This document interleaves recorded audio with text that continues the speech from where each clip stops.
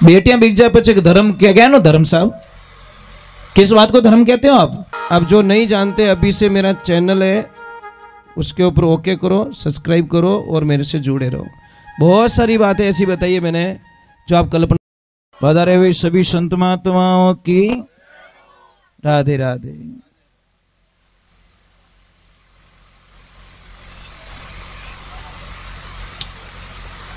इन मन ने बनाना बहुत दोहरा सागर, बहुत मुश्किल है।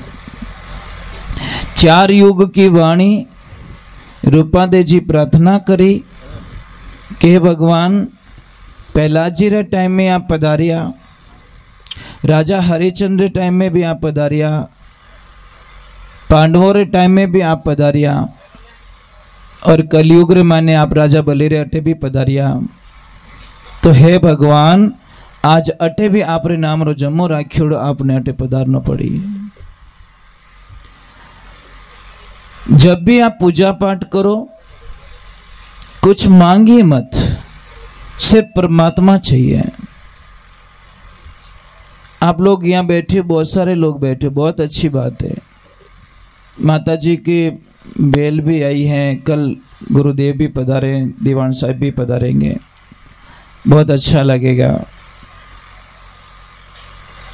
आप सब माता जी की पूजा करते हो, बहुत अच्छी बात है। आप सबको माता जी की आरती आती है, आई माता की। अब आती किसको किसको, वो ऊपर हाथ करे सिर्फ, ठीक है। लगभग 40% लोगों ने ऊपर हाथ किया, 60% को नहीं आती। लाला रे बोल दे, मतलब पीछे पीछे ओ धक्को दियो, थोड़ा मैं ही धक्को दे दूं, परंतु अकेला नहीं बोल सकता। ये सबसे बड़ी प्रॉब्लम्स यहां शुरू होती है हमारी। हम एक तरफ माता जी की पूजा करते हैं, माता जी के नियमों का पालन नहीं करते, तो क्या मतलब महाराज? माता जी खुश कब होंगे, उनका आशीर्वाद कब मिलेगा? जब उनके बताए हुए नियमों का पालन करेंगे। कोई नगरी में कोई राजा अपना राजकाज संभाल दें, बड़े प्रेम से प्रजा का ध्यान रख रहे, कोई कमी नहीं, तो उनको पता चला कि नगरी में बाहर भूमि पे कोई महाराज जी पधारे, संत महात्मा पधारे, तो राजा को बहुत अच्छा लगा कि भाग बोला संत महात्मा पधारे। तो महाराज जी को आना है नगरी में, परंतु आए कैसे? तो राजकुमार को भेजा कि जाओ बेटा महाराज जी को प्रणाम करना और महाराज जी को हाथ जोड़ना कि हमारी नगरी में प्रवेश करो। और जैसे ही गया दंडवत प्रणाम किया, और प्रणाम करने के बाद में बोला गुरुदेव मेरी नगरी में आपको प्रवेश करना है। तो गुरुदेव ने बोला चलूंगा, कोई बात नहीं मैं चलूंगा, परंतु मेरी एक शर्त है, ये मेरा घोड़ा है, लेके जाओ, घूम के आओ, जो भी दृश्य देखो वापस आके मुझे बताओ। तो उसने ठीक है, अगर बता दिया और सही उत्तर दे दिया तो ठीक है, नहीं तो मैं तुम्हें पत्थर का बना दूंगा। अब वो राजकुमार गया, वापस आया और बोला गुरुदेव जब मैं गया तो एक खेत देखा, खेत के चारों तरफ तारबंदी की हुई बढ़िया, और हरियाली फसल, अच्छे अच्छे फ्रूट्स, सारे फसल पेड़ पौधे खड़े थे। जब मैं वापस आया तो वही तारबंदी के जो पिलर थे वो सारे पशुओं का रूप धारण कर दिया और पूरे खेत को खा गए, तहस नहस कर दिया उसको। महाराज तो गुरुदेव ने बोला कि उत्तर दीजिए इसका। तो राजकुमार ने बोला उत्तर तो नहीं मिल पाएगा, तो चलो हो जाओ पत्थर के। उसको पत्थर का बना दिया। और सेकंड राजकुमार को भेजा कि जाओ, अभी तेरा भाई नहीं आया। जाके गुरुजी को पूछा कि मेरा भाई आया था, कहाँ है कि तुम्हारा भाई पत्थर का हो गया? कि क्या कि जो देखा उसका उत्तर नहीं दे पाया, तुम भी जाओ घोड़ा लेके, उत्तर दे देना, तेरे भाई को ले जाना। अब वो जैसे ही गया वापस आया, गुरुजी ने पूछा क्या देखा? कि मैंने एक गाय माता को देखा, गाय माता ने अभी अभी बछड़ी को जन्म दिया, परंतु 10 मिनट बाद में मैंने देखा कि वही बछड़ी गाय को दूध पिला रही है। ध्यान से सुनना, प्रश्न थोड़ा उल्टा है। मतलब गाय बछड़ी को दूध नहीं पिला रही है, वो बछड़ी गाय माता को दूध पिला रही है। तो गुरुजी ने बोला उत्तर दे दो। कि गुरुजी उत्तर तो नहीं आता, तो चलो तुम भी पत्थर के हो जाओ। अब तीसरा राजकुमार गया कि मेरे भाई कहाँ है, कि दोनों भाई ये खड़े पत्थर के। क्या हुआ कि उत्तर नहीं दे पा रहे, तुम भी जाओ उत्तर दे देना, ठीक है, नहीं तो तुम भी लाइन में खड़े हो जाना। और जैसे ही जाके वापस आया, बोला कि क्या देखा, कि मैंने एक आदमी को देखा, सिर पे लकड़ी का भारा है, हाथ में लकड़ियों का भारे हैं, तो भी लकड़ी चुन चुन कर रहा है, चुग रहा है, और लकड़ी इकट्ठी कर रहा है, और लकड़ी इकट्ठी कर रहा है। तो इसका उत्तर बता दो। कि नहीं, उत्तर नहीं आता, तुम भी हो जाओ पत्थर के। अब राजा ने बोला मेरे तीनों बेटे गए वापस नहीं, चलो मैं जाता हूँ। और जैसे ही राजन ने बोला मेरे बेटे कहाँ, तीनों बेटे पत्थर के हो गए, क्योंकि उत्तर नहीं दे पा रहे। अब तुम जाओ और उत्तर दे दो सही, तीनों बेटों को लेके जाओ। जैसे ही गए वापस आए, गुरुजी को बोला कि राजन क्या देखा, कि मैंने देखा एक कुआं खुदा हुआ है, आसपास में 6 कुएं खुदे हुए, एक कुएं से पानी उबल रहा है और 6 कुएं को छलाछल कर रहा, 6 की पूर्ति हो रही है। परंतु जब वापस आया उसी रास्ते, तो 6 कुएं मिलकर एक कुएं की पूर्ति नहीं कर पा रहे, एक की प्यास नहीं बुझा पा रहे। तो उत्तर दे दो राजन, के उत्तर तो नहीं आता, तुम भी पत्थर के हो जाओ। अब यहाँ पे राजगुरु की जरूरत पड़ती है। लोग बोलते हैं गुरु की क्या आवश्यकता है। अब गुरुदेव को पता चलता है कि मेरे राज परिवार पूरा पत्थर का हो गया है। गए और गुरुजी को प्रणाम किया, वार्तालाप हुई और बोला क्या प्रॉब्लम है, इन पत्थर के क्यों हो गए, कि उत्तर नहीं दे पा रहे, इन चारों के प्रश्न मेरे से कर दीजिए। गुरु ने बोला मैं इनका उत्तर दूंगा। कि पहला प्रश्न है कि बाढ़ खेत ने खा गई, तो ये सही बात है। ये क्या है गुरुदेव, आने वाले कलयुग में यही होने वाला है। जो आदमी जिन माते जितो ज्यादा भरोसो करेला, वही ज विने बर्बादी रो कारण बनेला। और आज देख लो सब, जो जिन्हें ज्यादा भरोसो करियो, वही ज उनोरी बर्बादी रो कारण बनिया। आज एक सेठ ने नौकर पे विश्वास किया, तो नौकर ने कोई प्लान लगा के सेठ को बर्बाद करने के सपना देख लिया। एक भाई ने भाई के ऊपर विश्वास किया, तो लास्ट माने 15 साल ऋण के थारे तनखा रुपया ले जथू कहीं मांगे हटे। वारे भाई वाह, मतलब दिया धोखा। 15 साल उसको गुमराह किया, 15 साल के पहले बता देता देख तू मेरे पास रह रहा है, मैं तुझे तनख्वाह दूंगा, ध्यान रखना। ये बात 15 साल पहले क्यों नहीं बोली। पर तो हिसाब करावे जाने कैसा इनो हिसाब 15 साल की तनख्वाह ले लो, क्यों भाई। तो जिसके ऊपर ज्यादा भरोसा करोगे वो ही तुम्हें, आज की तारीख में एक दोस्त होता नहीं, वो सबसे बड़ा दुश्मन बन जाता है। कारण दोस्त को सारी चीजें बता देते हम, सारी बातें भोलापन में बता दो कि वो हमारी सहायता करी, वो सहायता नहीं तेरी बर्बादी लिख रहा मन में। और ये अपो इतना भोला कि मन री बात कह दो, फटाफट कह दो, पूरी खेतरी हेरिया बता दो, बट कमजोर पहाड़ है, बट टांडो पड़ सके, वो ही दोस्त उसका दुश्मन बनता है। ये कलयुग की निशानी है। तीसरे नंबर का प्रश्न किया कि एक आदमी के हाथ में लकड़ियां हैं, फिर भी लकड़ी चुग रहा है, सिर पे लकड़ी का भारा है, फिर भी वो इकट्ठी कर रहा है। कि क्या है कि कलयुग रे माने आदमी कद्दीज इच्छा पूर्ति नहीं रेवेला, विने हमेशा धन कम पड़ेला, कामीज पड़ेला। अरबोपति कहेला कि मारे कम पड़े, और 300 रुपया मजूरी करने वालों वही कहेला कि मारे ही कम पड़े। पर कोई बंदो यूं नहीं कहेला, कोई माताजी रे दरबार जाने यूं नहीं कहेला हे माताजी मारे 4 दुकानों है, और दुकानों माते ग्राहक गणावे, थोड़ा कम कर दे माताजी, थारे हवा मंडी प्रसादी चढ़ा दूं, थोड़ा तो ग्राहक कम कर दे, मारी तो जीणो है, मारी सगा की ने तो टाइम देनो है, मारे समाज ने टाइम देनो, मारे टाबरों ने टाइम देनो, मैं भी जीना चाहता हूँ, मारे ग्राहक नहीं चाहिए, थोड़ी शांति तो, पर तो कम पड़े। कोई है अड़ा, कोई बैठा, कोई बिरला जो काले नारियल चढ़े हनुमान जी के मारे ग्राहक कम कर जो बाप जी, कोई नहीं कहेगा, कोई नहीं कहेगा महाराज। बस ये प्रॉब्लम है, सब रही कम पड़े महाराज जी। कोई चावल रो कट्टो पड़ियो ट्रक मुंह नीचो, चीड़ी कमेड़ी आई, आप रो पेट भरियो उड़ गई, गाय आई थोड़ा सा खाया, खा के बैठ गई एक तरफ, आदमी आयो बट पूरा कट्टो ही लेन 12.5 250 ग्राम मैंने काम बन जातो, पर 35 किलो कट्टो लेगो पूरो। महाराज विने कम पड़े दुजुकी नहीं बत्तो कदी रियोज को नहीं। ये कलयुग की निशानी है, मतलब कदी इच्छाओं पूर्ति नहीं रेवेला, कदी वो संतुष्ट रहने हेठो नहीं बेवेला। 90 साल की उम्र में क्या हमारे पाड़ोस में प्लॉट लेना जो बाकी रह गो।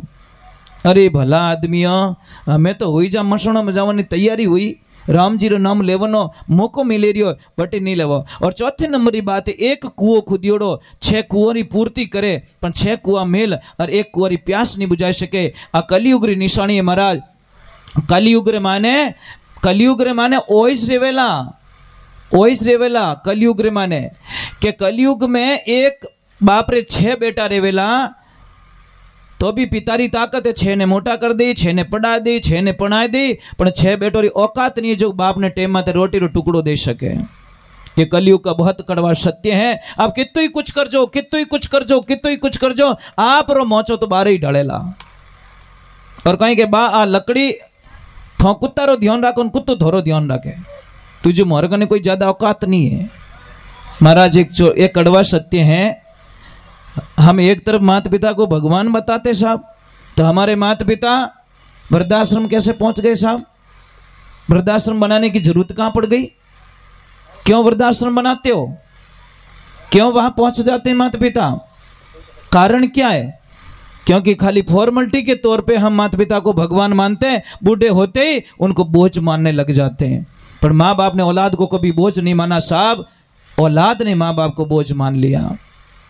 और चौथे नंबर की जो बात बताई थी, एक गाय, बछड़ी गाय को दूध पिला रही है। ये क्या है कि इस कलयुग में बेटियां माँ बाप री पूर्ति करेला।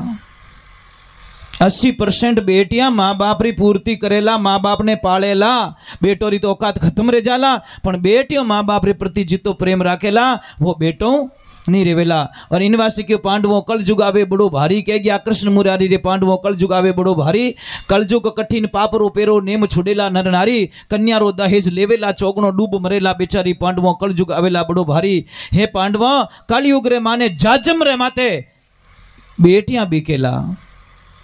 ऐसा भयंकर आने वाला समय, बेटियों का सौदा जाजम पे होगा, पर उन पंचों की ताकत नहीं है जो वो सौदे को कैंसिल करवा सके।